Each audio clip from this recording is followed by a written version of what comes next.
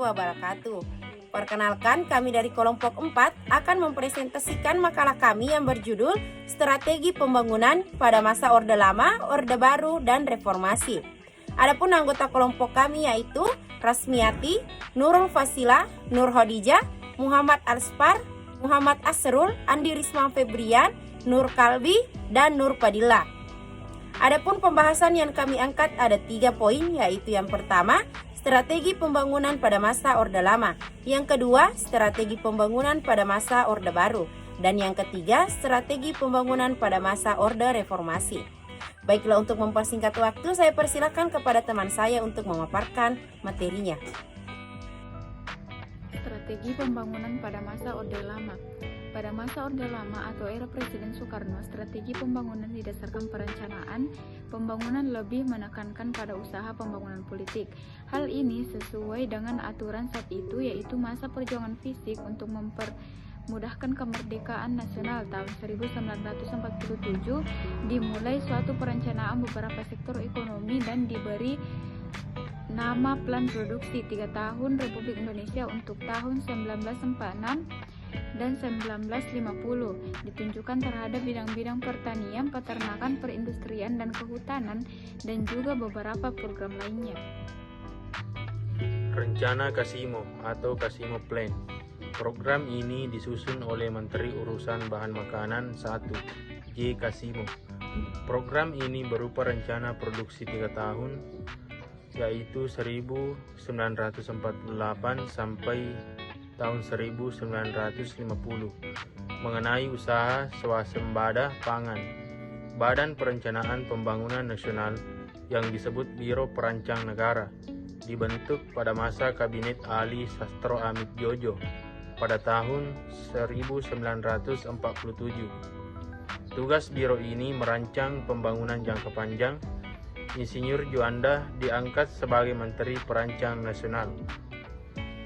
Pada masa pemerintahan Soekarno antara tahun 1959 sampai 1967, MPR sementara atau MPRS menetapkan sedikitnya 3 ketetapan yang menjadi dasar perencanaan nasional, yaitu TAP MPRS nomor 1 /MPRS /1960 tentang Manifesto Politik Republik Indonesia sebagai garis besar haluan negara. TAP MPRS nomor 2 /MPRS /1960 tentang garis-garis besar pola pembangunan nasional sementara berencana 1961 sampai 1969, dan ketetapan MPRS nomor 4 /MPRS /1963 tentang pedoman-pedoman pelaksanaan garis-garis besar haluan negara dan haluan pembangunan. B. Strategi pembangunan pada masa Orde Baru.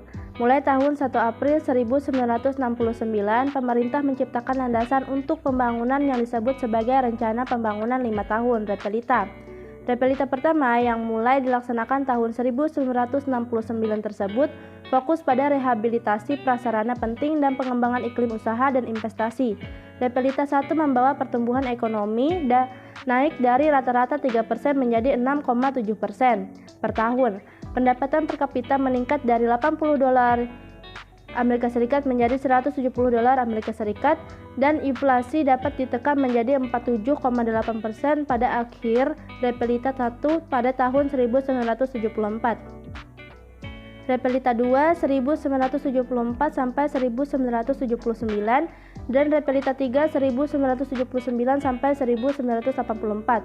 Fokus pada pencapaian pertumbuhan ekonomi, stabilitas nasional, dan pemerataan pembangunan dengan penekanan pada sektor pertanian dan industri yang mengolah bahan mentah menjadi bahan baku. Tahun 1984, Indonesia berhasil mencapai status swasembada beras dari yang tadinya merupakan salah satu negara pengimpor beras terbesar di dunia. Pada tahun 1970-an, fokus Repelita 4 atau 1984 sampai 1989 dan Repelita 5 1989 sampai 1994.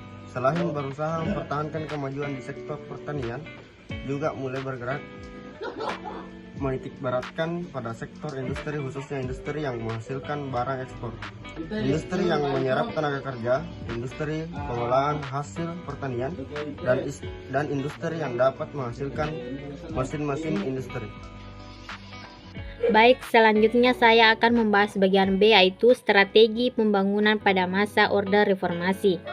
Ketiadaan garis besar haluan negara atau GBHN di era reformasi telah mendorong Presiden Susilo Bambang Yudhoyono menghadirkan Undang-Undang Nomor 17 Tahun 2007 tentang Rencana Pembangunan Jangka Panjang atau disebut RPJP Nasional tahun 2005 sampai tahun 2025. Strategi pembangunan yang sesuai konteks Indonesia. Ekonomi Indonesia memadukan pendekatan sumber daya disebut atau resources, pengetahuan atau knowledge, dan budaya atau kultur. RPJP nasional ini merupakan dokumen perencanaan pembangunan nasional untuk periode tahun 20. RPJP nasional untuk tahun 2005 sampai dengan tahun 2025 diatur dalam Undang-Undang Nomor 17 Tahun 2007.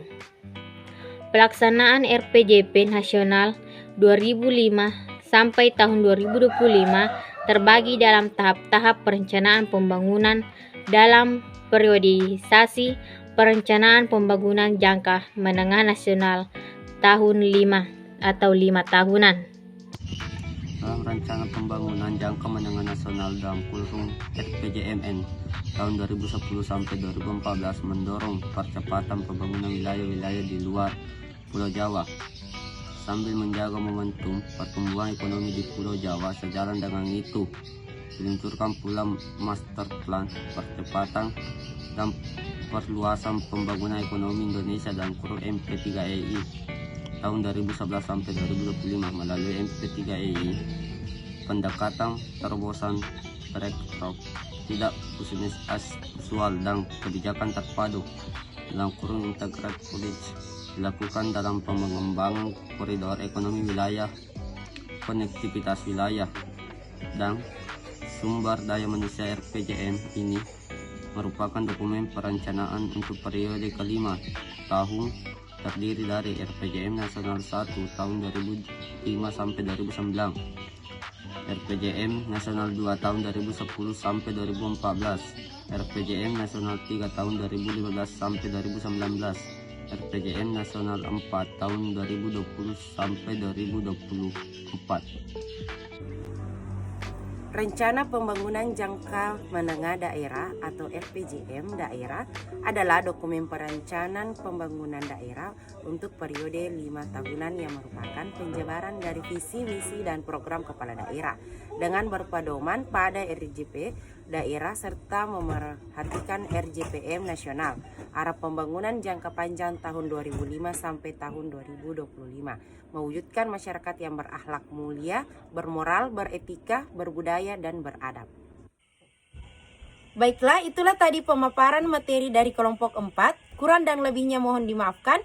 Billahi fisabilil haq fastabiqul khairat. Wassalamualaikum warahmatullahi wabarakatuh. Aku nih roh.